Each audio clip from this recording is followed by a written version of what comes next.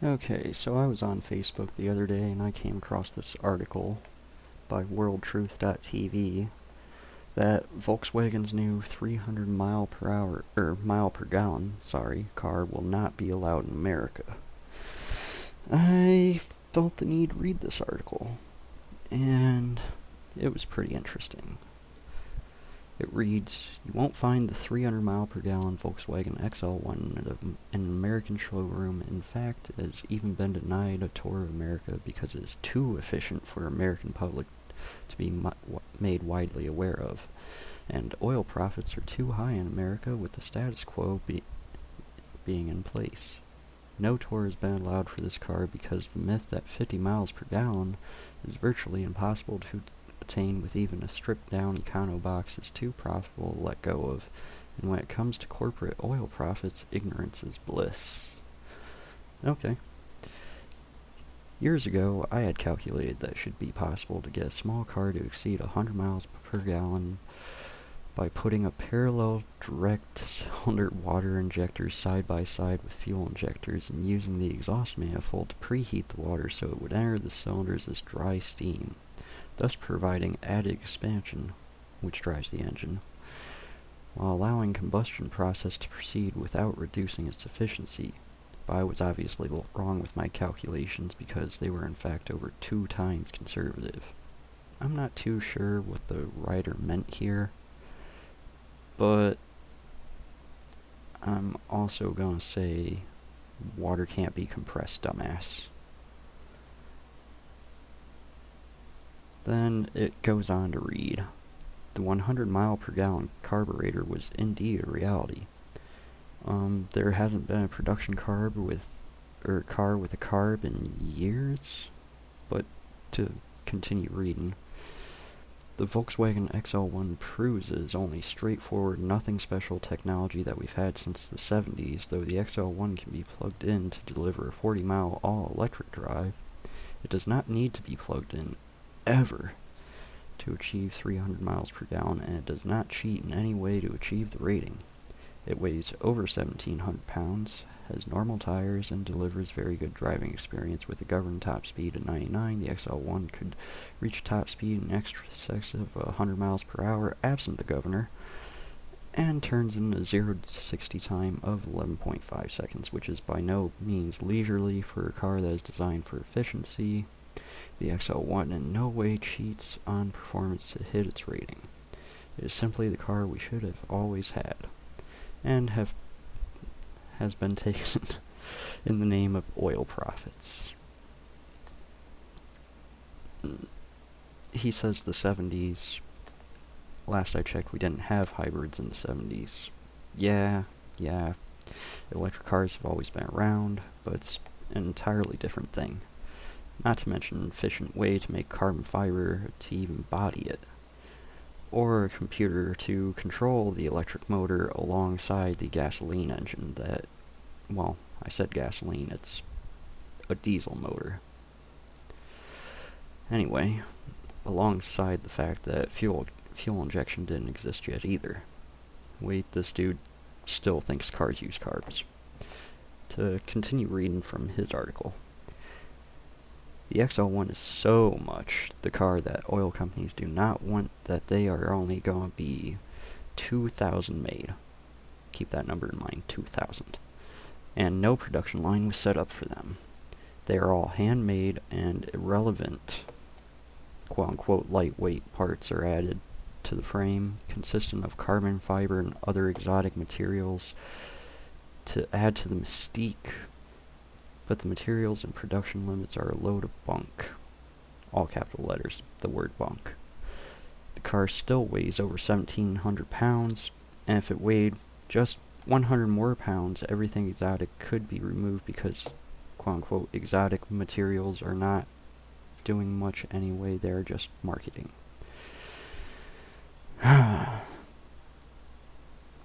Well, according to Car and Driver, there's only going to be 250 produced, not 2,000. Big number difference there. And even further, VW itself says there will only be 200 made. A little bit bigger of a number difference, which would make it even rarer than a Ferrari Enzo. And the idea of moving or removing every piece of the car, I say that because it's all made out of exotic materials, and replacing them with standard materials will only make it 100 pounds heavier, is complete idiocracy. Aluminum weighs roughly a third the weight of steel, and carbon fiber weighs less than a quarter of what steel weighs. Alongside the magnesium gearbox, which, like aluminum, is near a third of the weight of steel. So you gotta take into consideration there's some number skewing going on in this article. Anyway, further on into the article, cost is not the issue either. Even after being handmade with quote-unquote exotic, again, materials and intentionally limited edition, the XL1 still only cost $60,000.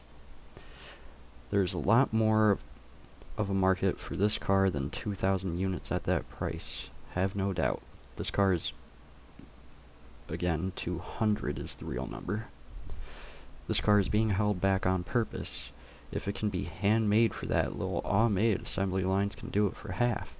And if a 1,700-pound XL1 can get 300 miles per gallon, a 3,400-pound Chevy truck should be able to deliver at least 150. The XL1 lays the mileage scam bare, and with every hybrid that gets 40 miles per gallon and every truck off the line that gets 20, Americans are getting the shaft, and they do not even realize it. Pretty telling stuff there, it sounds like. But $6,000 after a little bit of research. I mean, you hop on Google and you type in Volkswagen XL1, you read 3 to 4 articles that all say the same thing. They're from reputable car sites such as Car and Driver. It's $120,000 there, buddy. And saying that it can be automated is also a little bit ridiculous, if not completely. He must not know the process that's required to make carbon fiber parts. It's very similar to fiberglass production, but the raw materials are quite a bit more expensive and quite a bit lighter. But according to him, lightness doesn't matter. You can't really build a machine that can lay and tuck carbon fiber into those molds that the way that it needs to be done. Also, the fact that you pretty much have to paint the resin on layer by layer. Anyway, going on to the 3,400-pound Chevy truck that gets 150 miles per gallon. When was the last time gas mileage was linear? Even if you put the same motors out of the XL1, the little tiny 800cc 2-cylinder diesel motor and the electric motor, the truck would not get anywhere near 30 miles per gallon.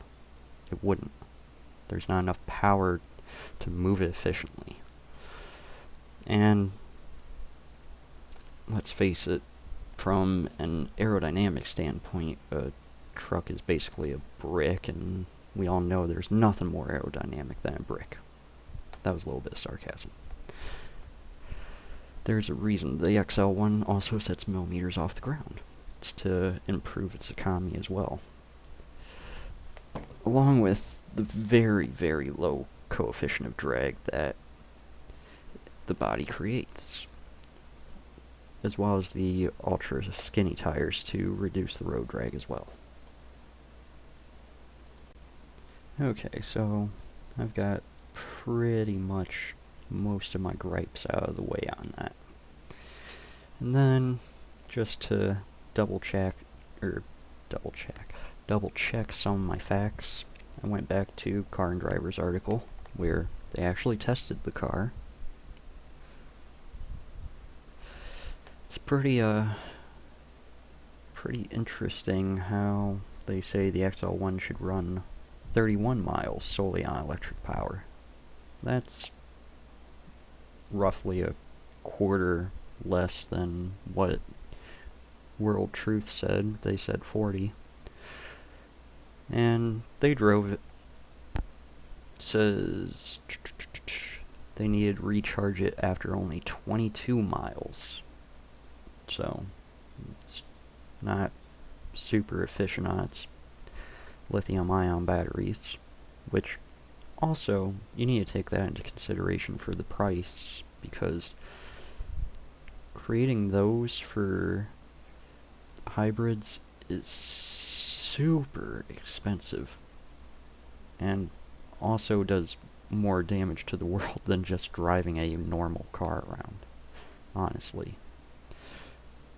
I'm not going to get into that, though, because that's some political crap. Going on, a little bit further down, I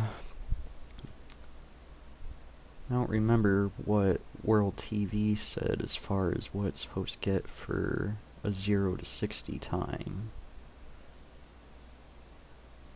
But I am going to guess that they said it is less than 12.6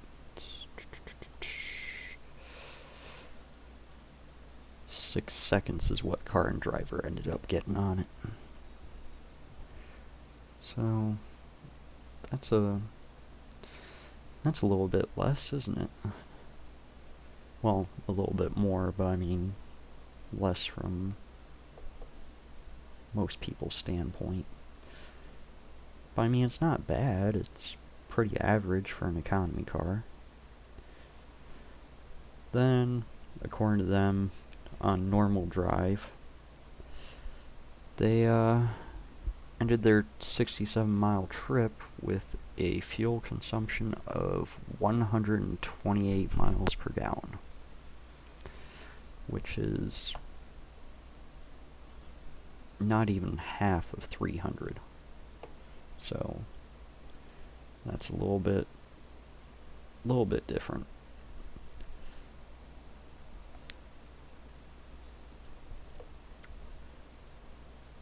Now, let's go into the functionality of this car for normal people. Like, from what WorldTruth says, this sounds like the car that everyone should be driving. Everyone, their grandma. It's a 2-seat car, so it's really not very big.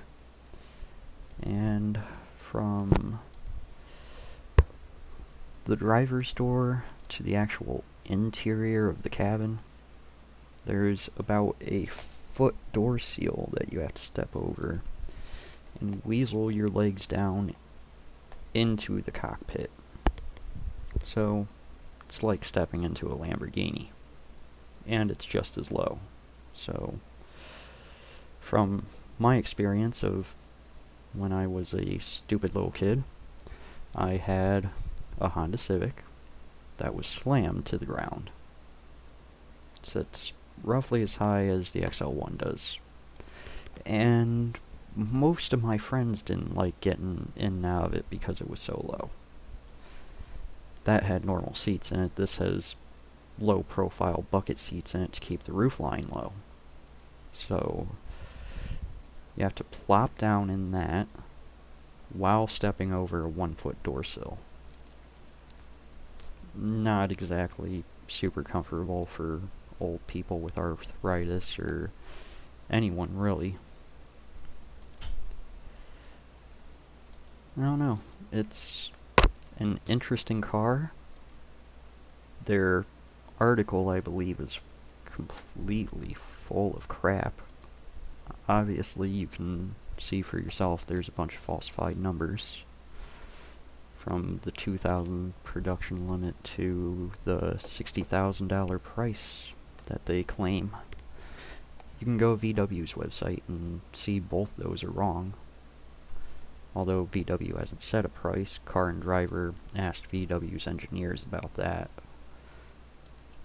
But I don't know. I like the way the XL1 looks. It's cool, but everything that is done to it is done in the exact purpose of greater gas mileage. And I'd like to just say that a car that weighs 1,700 pounds, well, it's more like 1,800, but anyway, a car that weighs 1,800 pounds with a 2-cylinder diesel engine and an electric motor, getting 100 and some odd miles per gallon. That's pretty cool. It's about what I would expect from something made completely out of carbon fiber. So, if you can't tell, WorldTruth.tv, well, not specifically WorldTruth.tv. Find the guy's name here real quick. Oh, doesn't even have his name on it. Oh, Jim Stone. Jim Stone is his name. Jim Stone writes bullshit articles. Is basically what I'm trying to say. Complete bullshit. And then, WorldTruth.tv hosts many articles like this, and they've been very, very, very prevalent on Facebook over the past few months, and every time one of my friends posts them, I basically do what I'm doing now, except I write in text and I send it on Facebook. And then they go, I don't know what to say because you backed up your information with things like the manufacturer's website, which is usually a pretty good source for information. Anyway, don't trust anything that WorldTruth.tv says. They're full of shit. And if you're worried about getting an ultra lightweight car and getting some decent gas mileage out of it, you need to look a little bit to the past and even to the present. This is the Ariel Atom. It weighs 1,350 pounds. It doesn't get the best gas mileage, but it makes a hell of a lot of power. Makes 245 horsepower. Keep in mind that's in a 1,350 pound car. So that power to weight ratio is pretty close to a Bugatti Veyron. So its 0 to 60 time is somewhere around the 3-second range. Pretty quick. And although I said it doesn't get the best gas mileage, still does pretty good from its supercharged 2-liter. Usually averages... see if I can find it. Well, I can't find it in the article, but if I remember correctly, it is in the 35s. So, that's pretty decent. Then, there is the Lotus Elan. That car, also weighing about 1,300 pounds, averages about 37 miles per gallon. Doesn't make as much power, but is a car from the 70s. Keep that in mind, it's still using carburetors. It's not a very efficient engine. If you put an efficient engine in it, do a little bit of swapping, you'd probably get right around 45, 50 miles per gallon out of a gasoline engine. And then there's the Citroen 2CV, a car made from, I believe it is the early 30s, all the way up until 1990. That car weighs, once again, about 1,300 pounds. This is a little bit different, though, because it is so old. The way they made it so light was basically very, very cheap construction. It was very, very, very thin metal, so it was not safe, and most of them pretty much just rusted away. And it did use small engines, much like the Volkswagen I cannot talk today, the XL1, but they were not very powerful. I mean, gasoline versus diesel, so you kind of know where that's going. The original ones made about 9 horsepower. Their 0 to 60 time was they could not do 60 miles an hour. Their top speed was 40. But they did average about 40 miles per gallon, and that's way back in the 30s. So gas mileage really isn't much of a mystery. Heck, my friend Josh is sticking with VW again. He had a 1989 Volkswagen Jetta 3-cylinder turbo diesel. That car averaged 50 miles to the gallon. Super small engine. If I remember correctly, it was a 1 liter. So 200 cc's bigger than the engine in the XL1.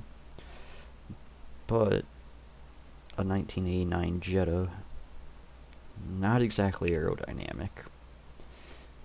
All steel.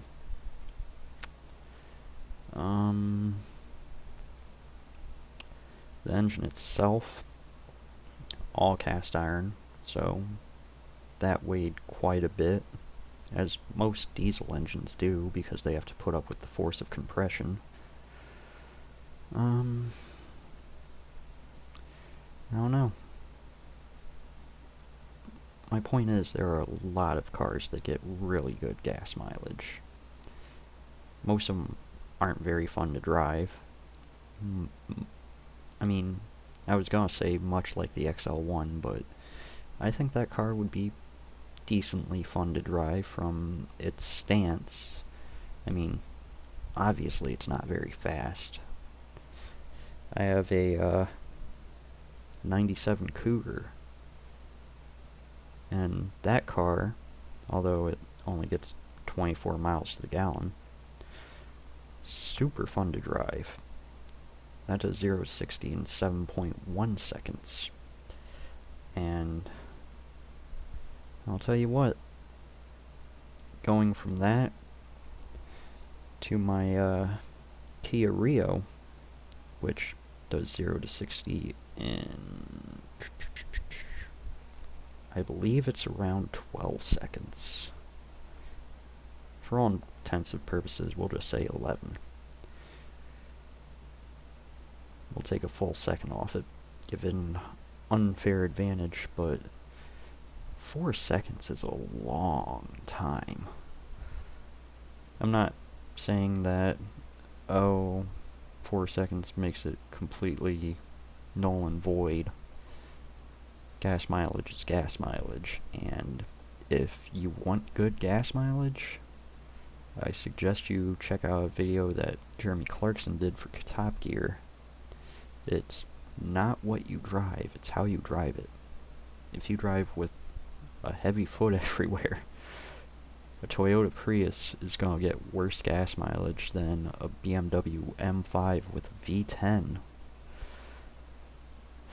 chasing it down, going the same speed. It's pretty interesting results, so I don't know. Anyway, don't trust WorldTruth.tv. They are fucking retards over there. Have a good night.